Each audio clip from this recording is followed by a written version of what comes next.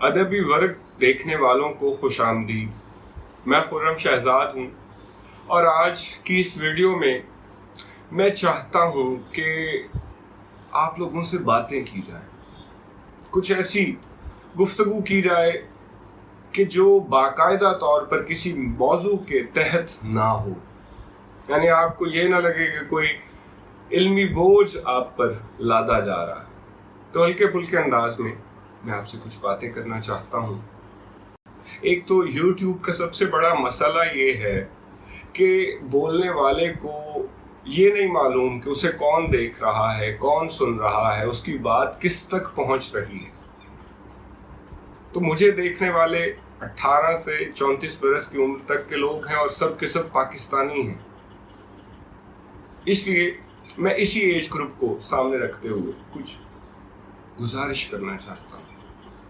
आप जिस पेशे से भी वाबस्ता हैं, जो कुछ भी कर रहे हैं, करते रहें, लेकिन कुछ चीज़ों का जानना बेहद ज़रूरी है।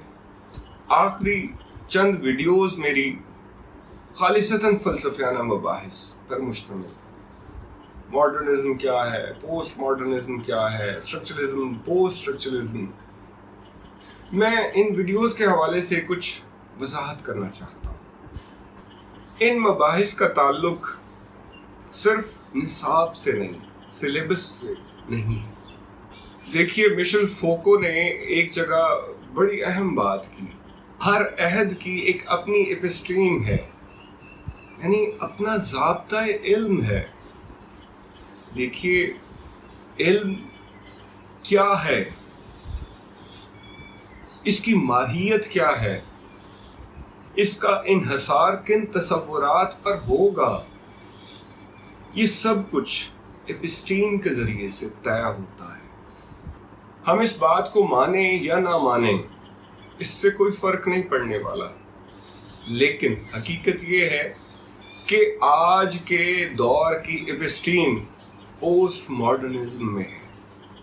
जिस जरिए से मैं आपसे मुखातिब हूँ, स्मार्टफोन के जरिए से, सोशल मीडिया एक ऐसा वसीला है कि जिसकी वजह से सब लोगों को मुआशी एतबार से ना सही, इकनॉमिकली हम मुख्तलिफ हो सकते हैं। यानी हम एक ही समाज में रहते हुए प्री मॉडर्न हो सकते हैं, मॉडर्न हो सकते हैं, पोस्ट मॉडर्न हो सकते हैं। ये सारी तकसीम मुआशी अवामिल की, इकनॉमिकल फैक्टर्स की बुनियाद पर होगी। लेकिन सोशल मीडिया के ज़रिए से और इन जैसे दूसरे हवालों की मदद से हम कह सकते हैं कि हम पोस्ट मॉडर्न एज में हैं। देखिए, इस हवाले से बहुत सी मैं मिसालें पेश कर सकता हूँ, लेकिन आज की वीडियो सिर्फ आपसे गपशप है, तो इसलिए मैं वापस आता हूँ उस मौजू की तरफ, उस बात की तरफ कि पोस्ट मॉडर्निज्म क्या है। ये जानना सब पर लाजिम है। क्यों ज़रूरी है सबके लिए? क्योंकि आप, मैं, वेस्ट का, ताकतवरों का, मुक़्तदर हलकों का, जो दुनिया में इस वक्त ताकतवर हैं, उनका अदर हैं, दूसरे हैं। हम कभी भी उन में शामिल नहीं हो सकते। हम उनकी जितनी भी मिमिक्री कर लें, नकल कर लें, जितना भी कॉपी कर लें, हम रहेंगे। हमारी तहजीब मुख्तलिफ है, बहुत से धारे हैं सकाफती, समाजी, कि जिनकी वजह से हम उनसे मुख्तलिफ रहेंगे। लेकिन इस इख्तलाफ के बावजूद हमें उनसे मुकालमा तो करना है, गुफ्तगू तो करनी है। उस गुफ्तगू के लिए ज़रूरी है कि उनकी ज़हनियत को समझा जाए। या दूसरे लफ्ज़ों में आप यूँ मान लें कि हम जिस दौर से गुज़र रहे हैं, इस पोस्ट मॉडर्न एज का आदर्शी पहलू, नज़रियाती पहलू हमारे सामने होना चाहिए। हम इसे माने या ना माने, लेकिन जब हम अपने एक बड़े इंटेलेक्चुअल पर गौर करते हैं, डॉक्टर अल्लामा मोहम्मद इकबाल, तो आप गौर कीजिए, उन्होंने अपने lectures reconstruction of Islamic thoughts. یہ لیکچرز برطانیہ میں تو نہیں دیے, یہاں دیے ہیں, لیکن انگریزی زبان میں دیے ہیں. ان کے اندر جو حوالے آتے ہیں وہ مغربی فلسفے کے حوالے ہیں. یہاں سوچنے کی ضرورت ہے نا کہ آخر کیا وجہ ہے. علامہ اقبال مغربی فلسفے کے حوالوں سے مزین لیکچرز یہاں کے لوگوں کو, برے صغیر کے لوگوں کو دے رہے ہیں. اس کی وجہ یہ ہے کہ اقبال جانتے تھے کہ ہمیں ان سے مکالمہ کرنا ہے, ان سے ڈائیلاگ کرنا ہے. یعنی مکالمہ از حد ضروری ہے. یہ گفتگو ہی ہے جو آج نہیں تو کل ہمیں کرنا ہوگی, اور ویسٹ اسی گفتگو سے ہمیں باز رکھنا چاہتا ہے. اس کی اب میں ایک ایسی مثال دینے جا رہا ہوں جو شاید آپ کو پسند آئے یا نہ پسند آئے. آپ کو اختلاف کا پورا حق ہے, لیکن میری یہ رائے ہے کہ ہمارے پولیٹیشنز, ہمارے سیاستدان ایسے ہی کیوں ہیں کہ جن کے پاس پرچیاں ہوتی ہیں, جو یونائٹڈ نیشن کے فورم پر جا کر پرچیوں کے ذریعے سے بات کرتے ہیں. امریکی صدر کے ساتھ بیٹھ کر انہیں پرچی کی ضرورت ہوتی ہے. میرا خیال ہے کہ ایسا اس لیے تھا کہ وہ یعنی ویسٹ اپنے عوام میں یہ پروپیگیٹ کر سکے, یہ پروپیگنڈا کر سکے کہ یہ لوگ تو بے زبان ہیں, بد تہذیب ہیں. کالونائزر آقا ہمیشہ کالونائزڈ کے بارے میں, جس کو غلام بنایا جاتا ہے, اس کے بارے میں ہمیشہ سے یہی کہتا آیا ہے کہ یہ شعور نہیں رکھتے, وقوف نہیں رکھتے.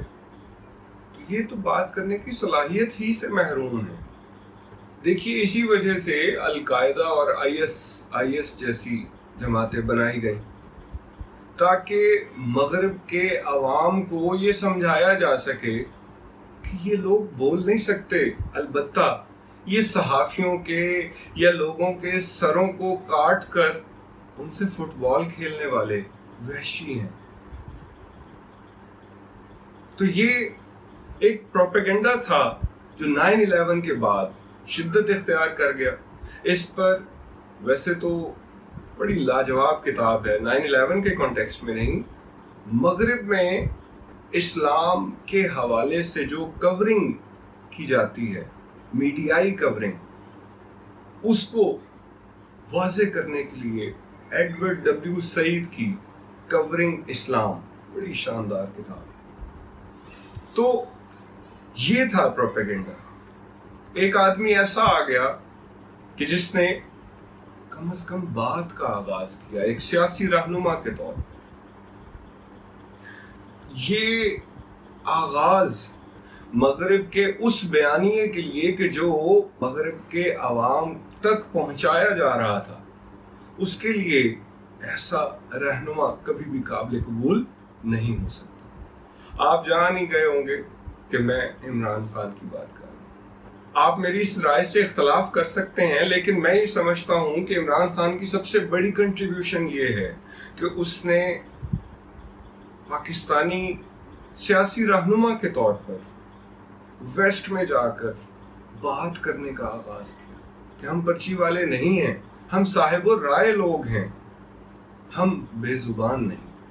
اور آپ جانتے ہیں وہ کن تاروں کو, کن سٹرنگز کو چھیڑتا ہے, ویسٹ کی کن سٹرنگز کو چھیڑتا ہے کہ تم جانور کے مرنے پر بھی افسوس کرنے والے لوگ ہو, تم بڑے مہذب لوگ ہو, تم بڑے رحم دل لوگ ہو. یہ وہ تارے ہیں, یہ وہ سٹرنگز ہیں کہ جنہیں کسی ایسے نے چھیڑا جو یہاں سے تھا. تو میں یہ سمجھتا ہوں کہ یہ اس کی سب سے بڑی کنٹریبیوشن تھی. باقی اس کی رائے سے اختلاف ہو سکتا ہے, لیکن اس کا کمال یہ ہے کہ اس نے ایک مرتبہ ویسٹ کو جا کر یہ بتا دیا کہ ہاں ہم بے زبان لوگ نہیں ہیں. 2 لوگوں کی میں نے مثال دی ہے. آپ سوچ رہے ہوں گے ان میں کیا مطابقت ہے. علامہ اقبال کی مثال دی, لیکچرز کا حوالہ دیا, اور پھر عمران خان کی بات کی. देखिए, इनमें बज़ाहिर कोई मुताबिकत नहीं है, लेकिन जो कॉमन चीज़ है, जो मुश्तरक कदर है, वो है बोलना। मैं इसकी तरफ आपकी तवज्जो दिलाना चाह रहा हूँ। इसलिए दिलाना चाह रहा हूँ ताकि आपको समझाया जा सके कि जब तक आप उनकी ज़हनियत को, वेस्ट वालों की ज़हनियत को नहीं समझते, तब तक आप उनसे बात ही नहीं कर सकते। अल्लामा इकबाल यहाँ के लोगों से मुखातिब हैं, लेक्चर्स दे रहे हैं, लेकिन कांट का हवाला दे रहे हैं। क्यों दे रहे हैं? कि अपनी राय मगरिब के सामने रखी जाए।